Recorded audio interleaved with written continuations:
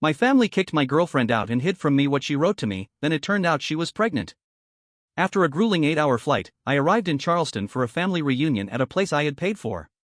During dinner, my father raised his glass and toasted, to my son, still foolish but fortunate. My grandmother whispered, money doesn't make up for being a disappointment. They all laughed. I shocked them by explaining why I refused to pay their debts and that I would cut them off from the trust account. Their faces froze with panic. I left without another word. That day, my parents endured 8 hours on a cramped plane, middle seat, turbulence over Texas, and a screaming toddler behind me. By the time I landed in Charleston, I was already regretting the decision. I told myself it was just a few days, a chance to smooth things over after the recent disaster of a conversation with my parents. Honestly, I was exhausted, not just physically. The kind of exhaustion that settles in your bones when you've been trying to make peace with people who never really wanted peace, just control. A month before that trip, my parents told me I should reconsider marrying Clara. They didn't say it nicely either. They brought it up after dinner at my house, right in front of her. My mother asked if I really wanted to waste my life with a woman who couldn't give me children. My father nodded as if she were just stating the obvious. My grandmother didn't even pretend to be tactful. She mumbled something about heredity and bloodlines, like we were living in the 1800s. I didn't throw her out. I wish I had. Clara left early that night, and when I called her, she said she needed time. That maybe they were right, and maybe she was holding me back. I haven't heard from her since. So, flying across the country to see the same people wasn't at the top of my list. But my sister, Lila, kept texting. She said they were sorry. Said grandma was sick. Said dad had been acting different. I gave in. I figured if there was any chance of making things right, I should try one last time. I paid for the Airbnb, a big house outside of town with a pool and enough rooms so we wouldn't have to face each other. I even booked dinner at a place they'd been talking about for years. I tried. I really tried. The dinner started well. Small talk, drinks. Dad made a joke about the weather. But then the food came, and my dad raised his glass. He said he wanted to make a toast. To my son, he said, holding up his wine. Still foolish but fortunate. A heck of a combination. They laughed. Not just him. My mother, Grandma. Even my younger brother, Owen, cracked a smile, though I could tell he regretted it halfway through. Lila looked like she was going to crawl under the table. Then Grandma leaned over and said it so quietly that only I could hear, money doesn't make up for being a disappointment. They thought it was funny, like it was all one big inside joke, as if they hadn't humiliated me and the woman I loved weeks before. As if my success, everything I had built in San Francisco, was a punchline. So I waited. I let them keep eating. I let them talk and laugh. And when dessert came, I told them I had something to say too. I told them that the trust fund payments had been made. That I'd talked to the lawyers and I had the right to stop them. I told them I wasn't going to pay my dad's business debts anymore. That the credit card bills with my name on them were canceled and that they should all start thinking about what life would be like if I wasn't their safety net. The table went silent, as if someone had turned off the power. My mother's fork clattered. My grandmother's mouth stopped mid-bite. My dad looked around as if someone else should speak first. Lila didn't say anything. She just stared at me and nodded once. I got up, thanked the waiter, and walked out. No shouting, no drama, just silence. I turned off my phone that night. I went back to the house and sat by the pool. The sky in South Carolina always looks fake to me, like someone overdid the colors in Photoshop. I watched it change as the sun went down and waited to see what would happen next. The first knock came at 1:12 a.m. Through the frosted glass of the front door, I saw the glow of porch lights bouncing off someone's shoulders.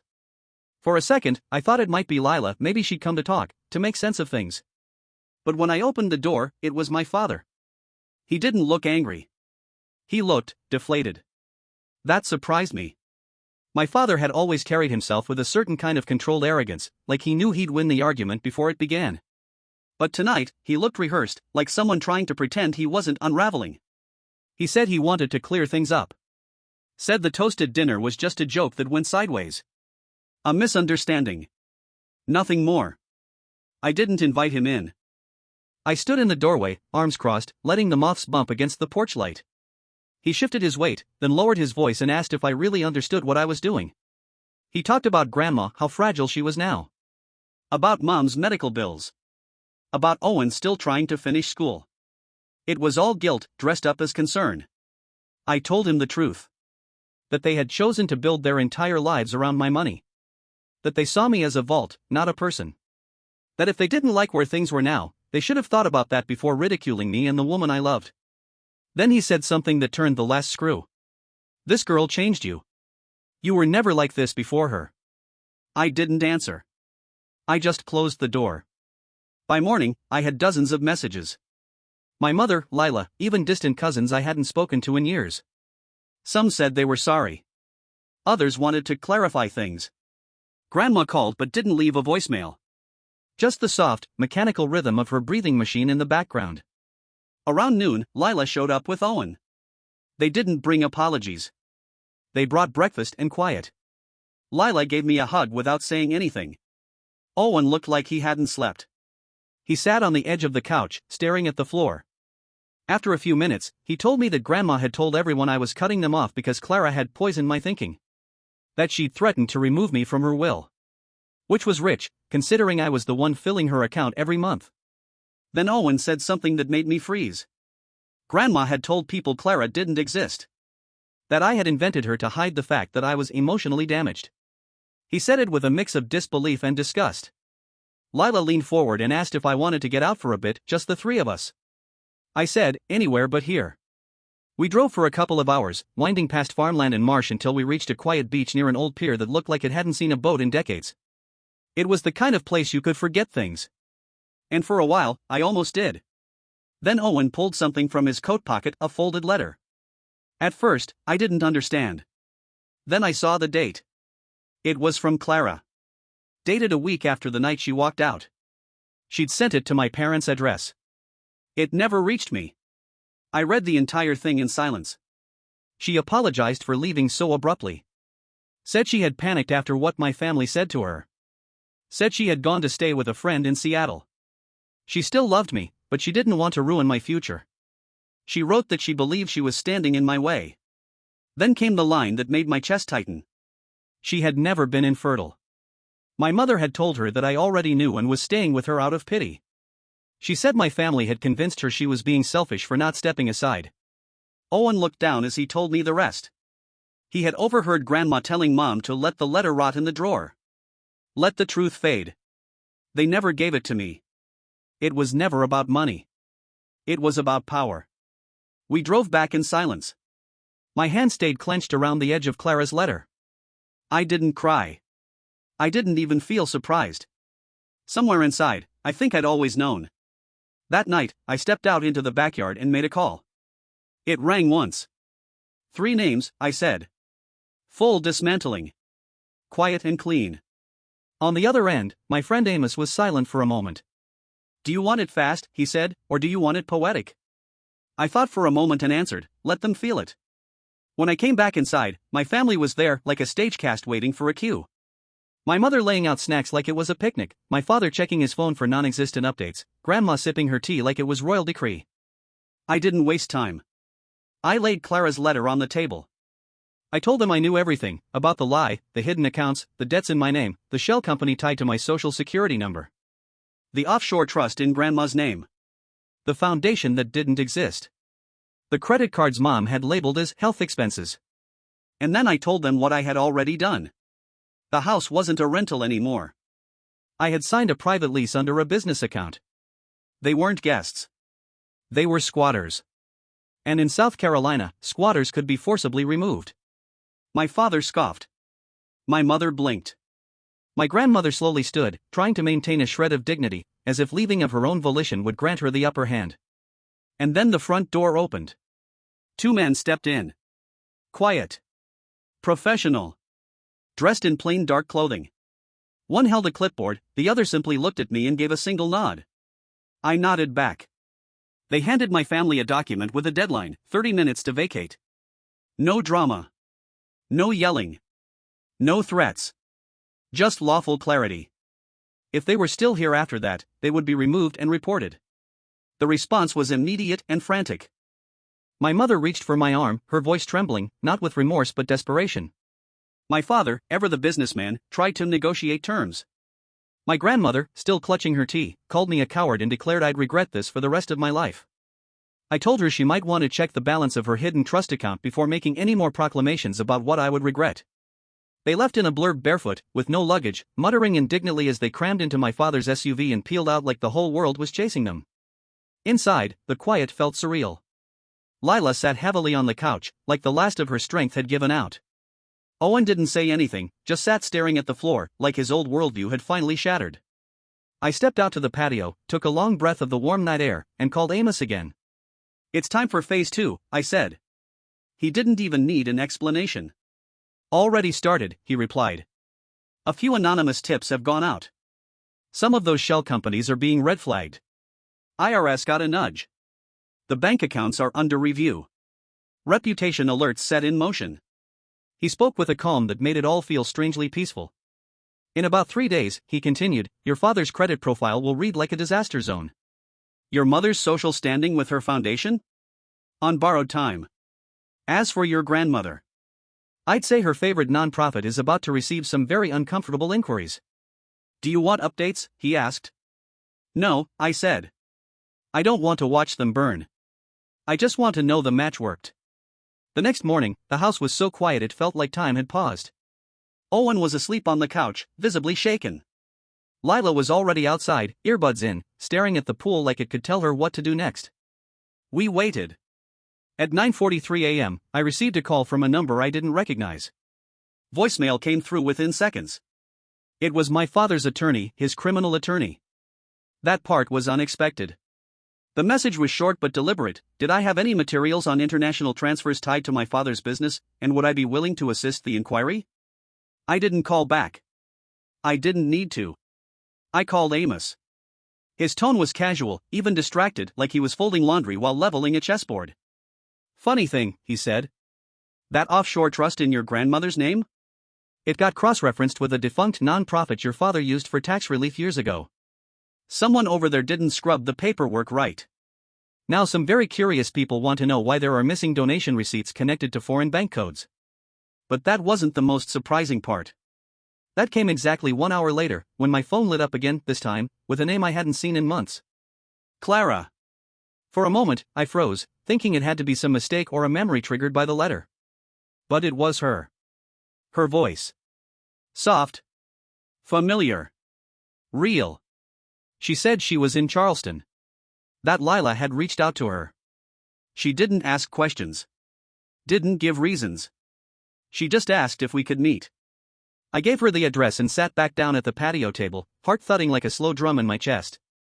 20 minutes later, she walked through the gate. She hadn't changed. Not really. Except for her eyes. They carried something new, something resilient, like she'd been to war and found her way back. She didn't speak right away. Just stood there, looking at me, trying to read the space between us. Then she asked the one question that had haunted me since the night she left. "Why didn't you ever come find me?" I told her the truth. That I never got her letter. That it had been intercepted. That the people I trusted most had deceived both of us. She didn't cry. Didn't yell. She just nodded slowly, like the pieces finally made sense in her hands. Then she told me something that made the rest of the world blur out. She was pregnant. I didn't move. I thought I'd misheard. But she repeated it. She thought she was 5 or 6 weeks along. It was before the dinner. Before the lies. She hadn't told me because she wasn't sure yet. And because she was afraid of what my family might do with the news. Everything changed in that moment. It wasn't about revenge anymore. It wasn't even about justice. It was about protection. I told her she wasn't going anywhere, not again. Before we could say more, we heard it, tires crunching the driveway gravel. Lila peered out the window. 3 patrol cars. They didn't move right away. Engines idled, like a silent warning. Jason stood still in the hallway, halfway to the front door. Lila opened her mouth, then shut it again. I stepped outside, hands visible, calm. One officer rolled down his window and asked, "Are you Graham Ellison?" I nodded. "Yes, sir." He asked if we could talk inside. I agreed, knowing full well everything was above board, but there's something deeply unsettling about being approached by police while living under a business alias and coordinating a financial fallout. They entered, 3 officers, serious but not aggressive. The lead one laid a folder on the kitchen counter and opened it. "Do you know someone named Margaret Ellison?" I blinked. "My grandmother," I replied. "She's been reported missing," he said. I couldn't help it, I laughed. Of course she had. Margaret Ellison had filed a missing persons report on herself, or convinced someone to do it for her. The lead officer didn't smile. He explained that the report claimed I had locked her in the property under false pretenses and she hadn't been heard from since she was forcibly removed. It was absurd, and yet, in a way, entirely in character. I calmly laid out the facts: the signed rental agreement, the ownership clause I had activated, the doorcam footage, and even contact information for the property manager. After 15 minutes, the officers realized they were being used. One of them muttered, "This is why we don't trust family calls," and they left without incident. But that wasn't the end. Later that evening, we sat down for dinner, just me, Clara, Lila, and Owen. We didn't say much. There was peace in the air, but tension too, like the story hadn't quite ended. Then Owen's phone buzzed. He checked it, frowned, then passed it to me. "You'll want to see this." It was a Facebook post. From a public group, something like Southern Family Justice League. My grandmother had joined and posted under her real name. The post accused me of being unstable, violent, and manipulated by a woman of questionable morals. It included photos of me, Clara, along with a fabricated message where I supposedly confessed to blackmailing my parents. Dozens of comments flooded in. Strangers offering legal advice, prayers, threats. One even said they'd stop by if someone just shared the address. We laughed, a little, but it didn't feel funny. I called Amos. He was already tracking it. Grandma's entire online presence was now being archived, traced, and categorized. Not to expose, but to prepare. If she escalated, we'd be ready. But I wasn't focused on her anymore. I was thinking about the system that allowed this to happen. That allowed people to wield power and illusion long after they'd been stripped of truth. I turned to Owen. "Call Mom," I said. "Put it on speaker." He hesitated.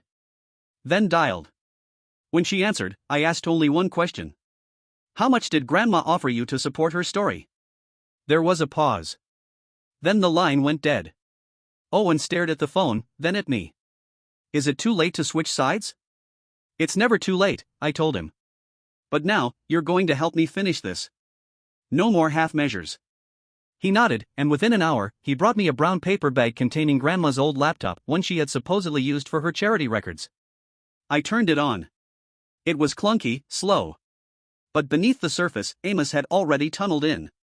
And what we found? My grandmother hadn't just hoarded money. She'd laundered it through fake donors, defunct organizations, and shady consulting work. Most of the assets weren't even in her name. They were tied to aliases, some even connected to Owen's name, others to obscure board members of a small-town church group. But the emails were the worst. One from my mother to Grandma, promising to take care of the girl problem if she could just secure the emergency fund. The girl was Clara. The fund a bribe to disappear. Clara never took the money. So they tried to dismantle her life instead. We didn't tell Clara. She was asleep upstairs, finally at peace for the first time in months. We quietly submitted everything to the IRS, to 2 journalists we trusted, and to a federal investigator known for prosecuting small-scale corruption. The storm hit 3 days later. Grandma was arrested at her golf club mid-brunch. My father was detained at a credit union trying to liquidate a fraudulent account. My mother tried to vanish, took what little remained on a prepaid card, attempted to check into a coastal motel using a fake name. She didn't make it far. The story hit local news first, then regional, then national. Ellison dynasty crumbles in fraud and deceit, grandson sparks exposure. I gave no interviews. I didn't need to. The facts spoke loudly. Clara and I stayed in Charleston another week. She saw the coast, we made peace with the pieces. Owen officially changed his name. Lila returned to her career with her spine a little straighter. On our last night, Clara asked me something. "Do you think you'll ever forgive them?" I didn't hesitate. I already have. Not for them. For me. Because forgiveness is the final wall I take away from them. After that, there's nothing left for them to lean on. We left at sunrise. Orange skies behind us, Charleston fading in the mirror. We didn't look back. 6 months later. Life was quiet again. Clara and I were back in California, in a small townhouse in Silver Lake. Morning routines, doctor visits, nursery planning. One day, Lila called. She sounded shaken. "Graham," she said. "You should sit down. Grandma was dead. Not from jail. She'd faked multiple panic attacks, gotten house arrest, and was placed in a care facility. She slipped in the shower. Hip fracture. Clot. Gone in days." There was a will reading. And the surprise? She had changed it. Everything, every cent, every asset, was left to Clara. Not to me. Not to Lila. Not even to Owen. To Clara. None of us understood it. But it was legally sound. Clara didn't flinch. She simply said, "We'll donate it." So we did. We founded a grant for women facing pregnancy without family support. Named it after Clara's middle name, Josephine's Haven. The press picked it up. Stories spread. Contributions grew. At the opening ceremony, Lila was there. Owen came too, with his partner, Ellis. He introduced him with a smile. But 3 weeks later, I got one last call. A women's halfway house. A tired voice. My mother. She didn't ask for forgiveness. She asked for a place to stay. Said she had no one left. No funds. No hope. I asked only one thing. Did you ever love me, or just what I could do for you? She said nothing. I hung up. And just like that, the last tie frayed into silence. Some endings aren't marked by explosions. They're just the final absence of noise. Thank you for watching the video. Like it if you watched the video to the end, and don't forget to subscribe. Have a nice day.